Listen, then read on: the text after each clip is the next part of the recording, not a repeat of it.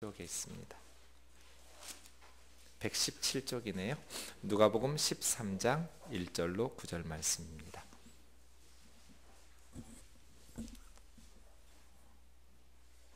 제가 읽겠습니다. 그때 마침 두어 사람이 와서 빌라도가 어떤 갈릴리 사람들의 피를 그들의 제물에 섞은 일로 예수께 하려니 대답하여 이르시되 너희는 이 갈릴리 사람들이 이같이 해 받음으로 다른 모든 갈릴리 사람보다 죄가 더 있는 줄 아느냐? 너희에게 이르노니 아니라. 너희도 만일 회개하지 아니하면 다 이와 같이 망하리라. 또 실로암에서 망대가 무너져 치어 죽은 18사람이 예루살렘에 거한 다른 모든 사람보다 죄가 더 있는 줄 아느냐? 너희에게 이르노니 아니라. 너희도 만일 회개하지 아니하면 다 이와 같이 망하리라. 이에 비유로 말씀하시되 한 사람이 포도원에 무화과 나무를 심은 것이 있더니 와서 그 열매를 구하였으나 얻지 못한지라.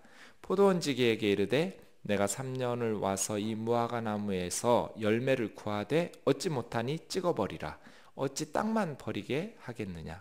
대답하여 이르되 주인이여 금년에도 그대로 두소서.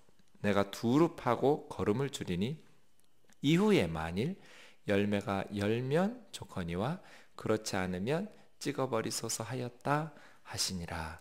아멘.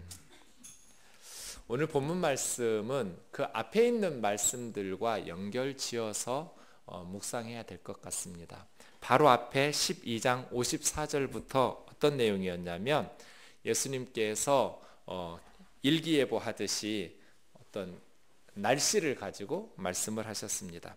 서쪽에서 구름이 일어오면 소나기가 오겠다. 너희가 그렇게 예상하고, 지금 소나기 내리지 않지만 서쪽은 지중해잖아요. 지중해의 물기를 머금은 구름이 서쪽에서부터 몰려오기 시작하면 곧 소나기가 내리겠구나 알지 않느냐. 남쪽에서 바람이 불어오면, 남쪽은 아라비아 사막이니까 열풍이란 말이에요. 아, 이제 날씨가 더워지겠구나, 무더워지겠구나 하고 너희가 예상하지 않느냐. 지금 아직 덥지 않아도 남쪽에서부터 바람이 불기 시작하면 아, 더워지겠구나 라고 분간하지 않느냐. 너희가 천지의 기상은 분간하면서 왜 이 시대는 분간하지 못하느냐. 이 시대가 어떤 시대인가? 또 하나의 비유를 말씀하시는데 재판정으로 가는, 그러니까 죄가 없는 사람은 재판이 열려도 두려울 것이 없겠지만 모든 사람이 죄를 지었으므로 하나님의 영광에 이르지 못하잖아요. 우리는 다 죄인이란 말이에요. 이 재판장은 하나님이 판사시니까 만약에 재판장으로 가고 있다면 재판석에 들어가기 전까지 길에서 그 원고와 피고와 화해해서 문제를 해결해야 하지 않느냐, 이렇게 말씀하시는 거예요. 그러니까 이 시대를 분간하라, 이 시대를 분간하라고 말씀하시면서 재판의 비유를 드셨어요. 우리는 모두가 다 하나님의 재판정을 향해서 걸어가고 있는 중인 거예요. 모든 인생은 어제보다 오늘 하루 더 하나님의 재판장을 향해서 더 가까이 가고 있어요. 모든 사람은 하나님의 심판대 앞으로 가고 있는 중이란 말이에요. 그러니까 재판을 받아야 할 피고처럼 너희는 거리에서 얼른 화해하라는 거예요. 문제를 해결하라는 거예요. 재판석에 들어서기 전에. 그러면 어떻게 길에서 해결하란 말인가 하면서 오늘 질문을 던지던 차에 오늘 본문이 이어지는 거예요.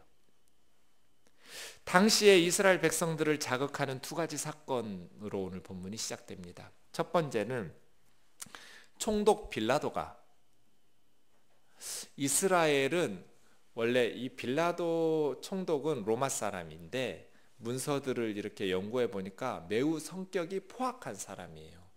유대인들 무시하고 정복자니까요.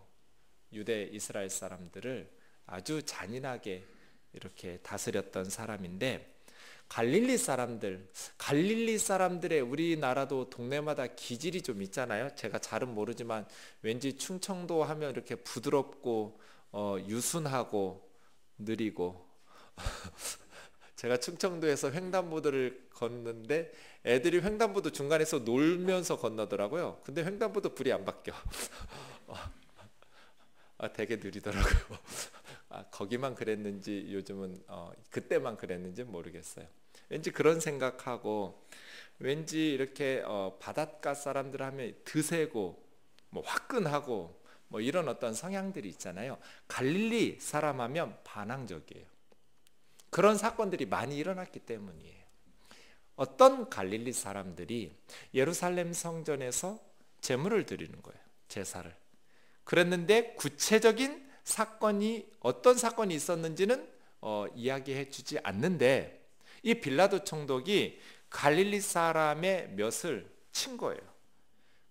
예배 드리고 있는데, 제사 드리는데 갈릴리 사람들이 성전 제단에서 제사 드릴 때 빌라도 총독이 쳐서 그 사람들의 피를 제물에 섞은 거예요. 아주 잔인하고 포악한 행동이죠.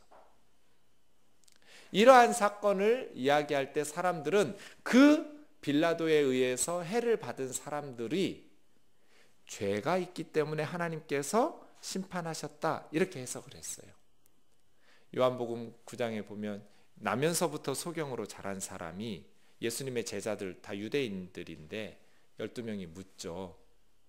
예수님, 이 사람이 소경으로 태어난 것은 분명히 부모 죄 아니면 이 사람의 죄인데 누구 죄입니까? 예수님은 부모 죄도 아니고 이 사람 죄도 아니고 이렇게 말씀하시는데, 어쨌든 이러한 어떤 불행한 일들을 당할 때 그 사람들의 죄 때문에 하나님께서 심판하셨다라고 생각하고, 유대인들 당시에 주류면 바리새파인데 바리새파들은 그렇게 해석을 내렸거든요. 그에 대해서 예수님께서 아니라 3절, 살해당한 갈릴리 사람들이 다른 갈릴리 사람들보다 죄가 더 많아서 그러한 일을 당했다고 생각해서는 안 된다는 거예요. 너희도 만일 회개하지 않으면 다 이와 같을 것이다. 회개하지 않으면 파멸을 피할 수 없을 것이다. 두 번째, 실로암 망대가 무너졌어요. 예루살렘 성벽 남동쪽 그 모퉁이에 실로암 망대가 있는데, 이게 무너지면서 18명이 죽는 사건이 있었어요. 우리나라 삼풍백화점이나 성수대교가 무너진 것처럼. 그렇게 해서 죽임을 당했던 18명의 예루살렘 사람들이 다른 예루살렘 사람들보다 죄가 더 많아서 그런 불행을 당했다고 생각하느냐? 랍비들의 해석은 그렇거든요. 예수님은 아니다. 그 사람들이 죄가 더 많아서 그렇게 망대가 무너지는 곳에 있었고 죽임을 당한 것은 아니다. 너희도 만일 회개하지 않으면, 3절과 5절이 똑같아요.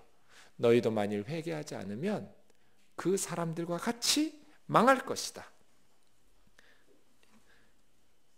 우리식으로 하면 삼풍백화점에 깔려 죽은 사람들이 우리보다 죄가 더 많아서 그러한 불행을 당했는가? 9.11 테러나 동경의 일본 그 동쪽 지역의 쓰나미나 이런 피해를 당한 사람들이 우리보다 죄가 더 많아서 그러한 불행을 겪었다고 생각하는가? 아니다. 너희도 만일 회개하지 않으면 그들과 같이 망할 것이다. 회개의 긴박성을 가지고 회개를 촉구하고 있어요. 그러니까 지금 판사를 향해서, 재판정을 향해서 가는, 우리가 길에서 어떻게 문제를 해결할 것인가? 회개하라는 거예요. 긴박하게 회개할 거야. 그렇게 하지 않으면 망할 거라는 거예요. 그러니까 이 두 가지 사건, 갈릴리 사람들이 빌라도에 의해서 살해당한 사건과 또 실로암 망대가 무너진 사건은 마치 서쪽의 구름과 남쪽의 바람 같아요. 그런 사건이에요. 너희가 이 시대를 분간해 봐라. 지금 이 두 사건이 그 사람들에게만 끝날 문제가 아니라, 그 사람들만 특별히 죄가 더 많아서 하나님께서 심판하신 것이 아니라 지금 갈릴리와 예루살렘을 심판하시고, 그리고 너희도 지금 재판정을 향해 걸어가고 있는 중이니 회개하지 않으면 그렇게 심판을 받을 것이라는 거예요.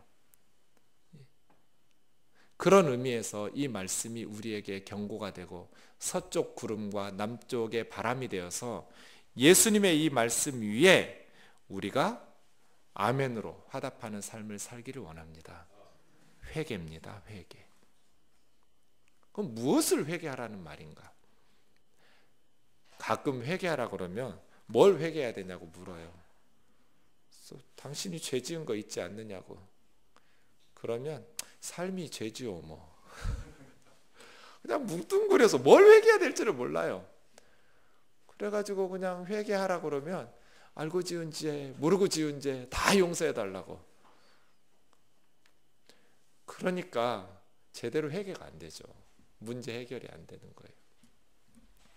그리고 나서 예수님께서 아주 친절하게 1절에서 5절까지는 회개의 긴박성을 말씀해 주신 후에 6절에서 9절에서 회개와 관련된 매우 중요한 비유 하나를 드셨어요. 지금도 그러는데 이스라엘에는 포도원에 포도 사이사이에 무화과 나무를 심었대요. 어떤 사람이 포도원에다가 무화과 나무들을 심었어요. 그런데 당연히 그 사람이 무화과 나무를 왜 심었겠어요? 무화과 열매 때문에 심지 않았겠어요? 3년을 와서 기다리면서 열매를 구했는데 어떤 나무 하나가 열매를 맺지 않는 거예요. 그래서 포도원 지기에게 저 나무를 찍어라. 괜히 거기다가 땀 쏟고 걸음 쏟고 정성 쏟고 시간 쏟고 그 땅만 버리고 있지 않느냐. 저 열매 맺지 못하는 무화과 나무를 찍어버려라. 그랬더니 포도원 지기가 주인이여 금년 1년만 더 참아주십시오. 제가 두루 파서 거름을 더 잔뜩 줘보겠습니다.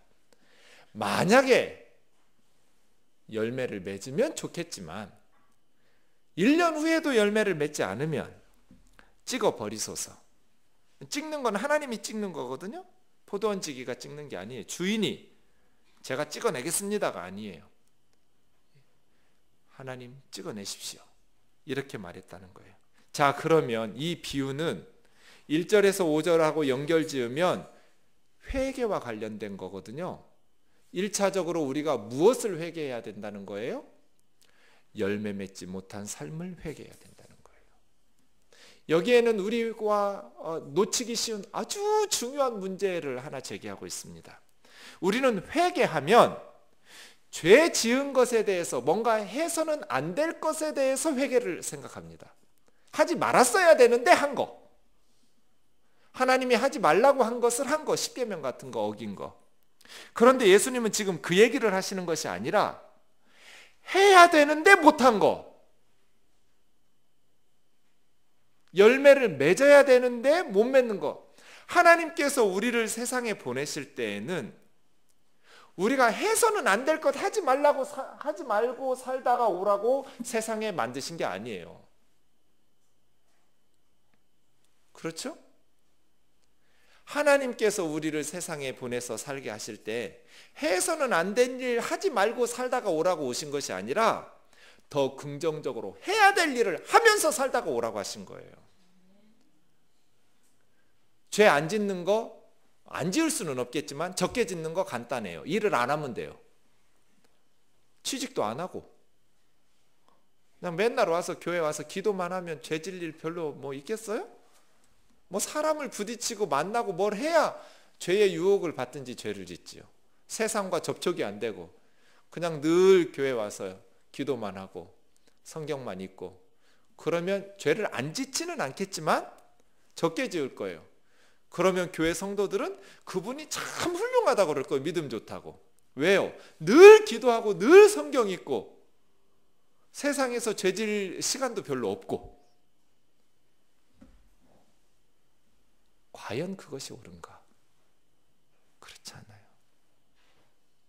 어떤 분들에게 특수한 그런 사명을 주셔서 기도하고 말씀 묵상하고 하시는 사명을 제가 폄하하라는 게 아니라 우리가 1차적으로 더 중요하게 회개해야 될 것은 안 해야 될 것 한 게 아니라 그것도 회개해야 하지만 해야 될 사명을 하지 않은 거예요. 이 사람이 무화과나무를 심은 이유는 건강하게 자라라는 게 아니에요. 자, 이 무화과나무가 건강하게 자랐어요. 잎도 무성해요. 이 무화과나무가 옆에 있는 나무 때렸다고 지금 벌 받아요? 찍어내요? 아니에요. 옆에 있는 나무 때렸다거나 아니면 뭐 이 무화과나무가 가져서는 안 될 것들을 가졌다거나 그래서 찍어내는 게 아니에요. 하나예요. 맺어야 될 열매를 맺지 않은 것 때문에 찍어내라는 거예요. 저거 어디다 써먹냐예요.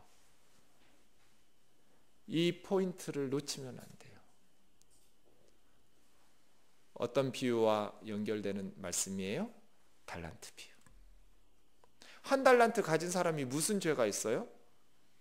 그냥 주인한테 받은 거 손에 안 나게 땅에 파묻었다가 그대로 돌려줬어요. 남의 거를 뺏기를 했어요. 도둑질을 했어요. 간음을 했어요. 뭐 사기를 쳤어요. 남에게 무슨 피해 줬어요? 이 무화과나무 무슨 피해 줬냔 말이에요. 다른 나무에 피해 준 거 없어요. 그런데 주님은 뭐라고 하셔요? 악하고 게으른 종아, 이놈 밤낮 어두운 데다가 내쫓아라. 우리는 거짓말 안 하고 도둑질도 안 하고 뭐 살인도 안 하고 간음도 안 하고 이런 거 안 했으니까 별로 이렇게 회개할 것 없는 것처럼 그렇지 않아요. 우리가 열매 맺어야 될 그리스도의 일꾼으로서 열매를 맺지 못한 것은 가장 먼저 회개해야 될 거예요.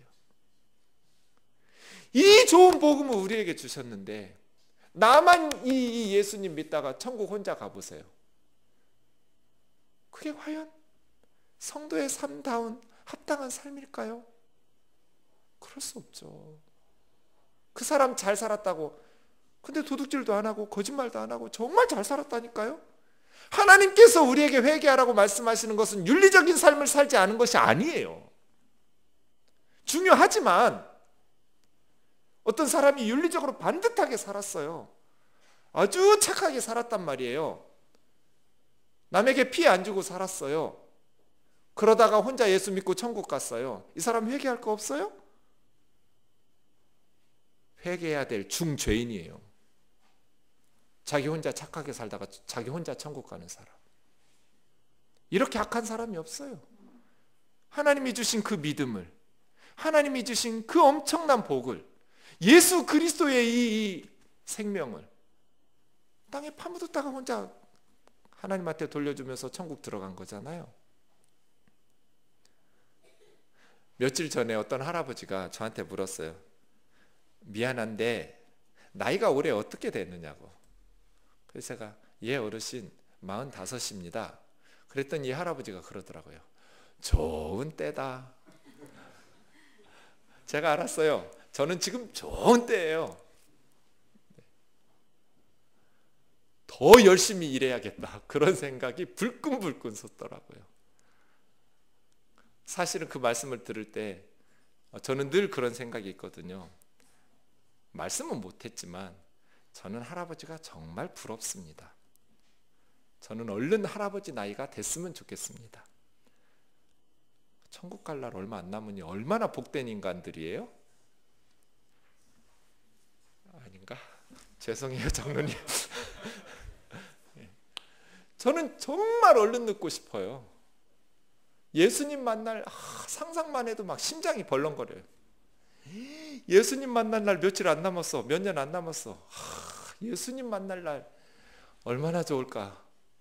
예수님 다시 만나고 예수님 천국에서 예수님하고 이제 영원히 함께 사는 게 얼마나 행복한 일인가.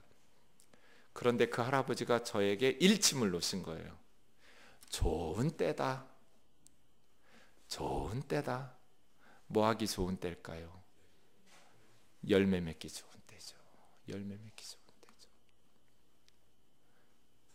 제 생각에 요즘 우리 시대의 건강과 이러한 측도로 보면 85세까지는 일하셔야 돼요. 필드에서 앞장서서. 그다음에 85세가 넘으시잖아요. 한 발 물러나서 이제는 기도로 섬기시고. 그렇게 한 100살까지는 살다 가셔야 돼요. 여러분 목사가 모자라니까 여러분은 그런 죄를 졌잖아요. 모자란 목사와 함께 섬기는 죄. 아주 무거운 죄거든요. 그러니까 100살까지는 사시면서 기도로 밀어주셔야 돼요. 우리 교회를 위해서.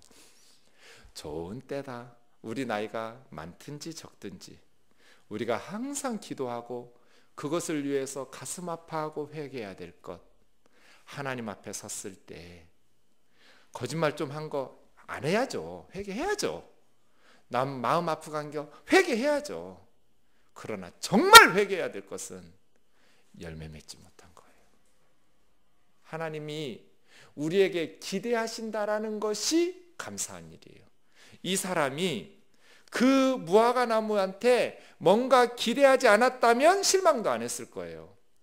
하나님께서 뭐 소나 개나 말 얘들을 막 죽이겠다고 이렇게 실망하시고 그러지 않잖아요. 짐승들에게는 기대가 없으셔요. 그러나 저와 여러분에게는 기대가 있잖아요. 하나님께서 우리에게 무엇인가를 기대하신다라는 게 얼마나 고마운 일이에요. 사랑하는 형제 자매 여러분, 하나님께서 우리에게 열매 맺기를 원하신다면 이제 이 말씀을 가지고 여러분이 심판장이신 하나님 앞에 가기 전에 어떠한 열매를 맺어야 될지를 묵상하셔야 돼요. 그리고 열매 없는 삶을 회개하셔야 돼요. 복음은 누구에게나 기쁜 소식이 아니에요. 예수 그리스도의 복음은 믿고 영접하는 사람에게만 기쁜 소식이에요. 그것을 받아들이지 않으면, 회개하지 않으면, 믿지 않으면 파멸이 기다리고 있단 말이에요. 예루살렘 사람들에게 그렇게 예수님께서 복음을 전하셨어요. 이것은 서쪽 구름이었고 남쪽 바람이었거든요. 오순절 성령의 역사가 있어서 그렇게 많은 사도들이 일사각오의 정신으로 복음을 전했어요. 그런데 대부분의 유대인들은 회개하지 않았고 예수 그리스도의 복음을 믿지 않았어요. 66년에서 70년 사이에 예루살렘 성전 무너졌고 불탔고 초토화됐어요. 로마 군대가 짓밟았어요. 너희는 왜 이 시대를 분간하지 못하느냐? 실로암 망대는 남쪽 바람이고 갈릴리 사람들의 그 살해당하는 것은 서쪽의 구름이다. 왜 이 시대는 분간하지 못하느냐? 그 사람들만 죄가 더 많아서 그렇다고 생각하느냐? 한국 교회야, 너희들은 왜 이 시대를 구분하지 못하느냐? 너희 속에 썩어 골마 있는 것들을 도려내면 너희는 살아날 것이고 그 썩고 골마 썩은 것들을 도려내지 아니하고 그대로 품고 있으면 그것 때문에 너희는 죽어서 너희는 매장당할 것이다. 이것이 삼풍백화점, 너희는 수장당할 것이다. 이것이 성수대교의 메시지 아닙니까? 하나님의 역사와 섭리를 믿는 우리에게는 먼저 우리 자신을 돌아보면서 그들이 우리보다 죄가 더 많아서가 아니라 하나님의 백성인 우리에게 회개하도록 촉구하시는 사건들 아닙니까? 그러면 우리가 무엇을 먼저 회개해야 됩니까? 우리 속에 열매 맺지 못하도록 만드는 온갖 썩은 죄악의 더러운 것들을 회개하고 도려내고 살든지 아니면 그거 계속 끓이고 있다가 매장당하든지 둘 중 하나거든요. 저는 이런 의식이 늘 있습니다. 우리 교회에. 성도들의 삶 속에 이 죄악의 썩은 것들이 도려내서 회개하고 끄집어내서 하나님의 백성으로 세상에 취하여 살던 형제 자매들이 이제 세상 속에서 살지만 예수 그리스도와 그의 복음을 위해서 살기로 전생애를 바치면서 열정적으로 회개하고 돌아서고, 앞에서 우리 12장에서 보았듯이 그렇게 재물을 쌓아두고 창고 크게 짓고 오래 먹을 재물 쌓아두었으니 이제 나는 편안하다 하는 그러한 안일한 삶에서 이제 회개하고 영혼을 살리는 삶으로, 그렇게 우리 교우들이 썩은 것들, 생각과 마음속과 말과 행실에서 이 도려내야 될 것들을 도려내면 다시 회복되어서 생명을 살리는 공동체로 살아날 것이고, 그 죄를 회개할 줄을 모르고 계속 그 죄에 어리석게도 취하여 살면 그것 때문에 죽어서 성도들은 점점 늘어나고 교회는 아무리 화려해질지라도 진정한 경건의 능력은 상실해버리고 껍데기만 가지고 있는 교회 공동체로 전락해서 우리 교회는 죽을 거다. 그러한 긴장과 기도와 긴박감의 그러한 생각들이 늘 제 머릿속에 있습니다. 그건 저 자신에게도 마찬가지입니다. 내가 회개의 능력으로 내 속에 있는 죄성들과 싸워서 이것들을 도려내면 주님이 나를 살리셔서 생명의 전달자로 쓰실 것이고, 이 죄에 썩어 있는 것들을 회개할 줄을 모르고 어리석고 교만해서 계속해서 죄에 빠져 살면 나는 매장당할 것이다. 아무리 겉으로는 폼 잡고 설교하고 그렇게 사역한다 할지라도 하나님의 능력이 나와 함께하지는 않을 것이다. 내 속에 있는 모든 추한 것들과 회개함으로써 하나님께서 이 시대에 우리에게 감당하라고 주신 사명을 감당해야겠습니다. 열매 맺는 삶. 사랑하는 형제 자매 여러분, 예수 그리스도의 십자가와 부활의 복음으로써 성령의 불과 같은 능력으로써 우리에게 주신 사명을 잘 감당해서 저와 여러분이 주님 다시 만났을 때 잘했다, 착하고 충성된 종이라 칭찬받는 그러한 삶, 그러한 뜨인돌 공동체가 되기를 주의 이름으로 축원합니다. 풍성한 열매들로 주님 앞에 나아갑시다. 그렇게 죽어가는 영혼들을 살려내는 그러한 생명력 있고 성령 충만한 공동체가 됩시다. 한 번을 예배를 드려도 온 마음과 정성을 다 쏟아서 예배를 드리고, 한 번을 기도하고 한 번을 찬양해도 내 속에 있는 모든 것을 다해서 하나님을 찬양하고, 사람들을 만날 때 또 혼자 있을 때 늘 기도하면서 하나님께서 우리의 삶에 기대하시는 열매 풍성한 그러한 성도들 되기를 원합니다. 우리 찬양합시다.